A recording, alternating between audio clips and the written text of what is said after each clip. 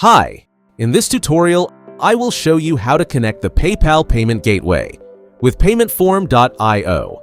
Let's get started. Step 1. Open Payment Gateway Settings.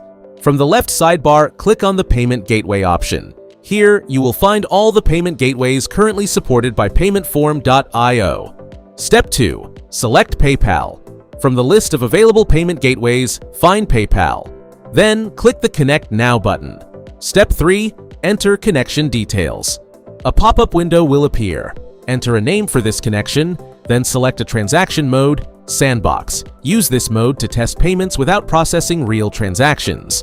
Live. Use this mode to accept real payments from customers. Next, enter your PayPal API key and API secret into the client ID and client secret fields to connect your PayPal account with paymentform.io. Step 4. Get your PayPal API credentials. To obtain your PayPal API key and API secret, please visit your PayPal dashboard. Then navigate to the Apps and Credentials section. Next, click on the Create App button and complete the app creation process. Once your application is created, PayPal will generate your API key and API secret.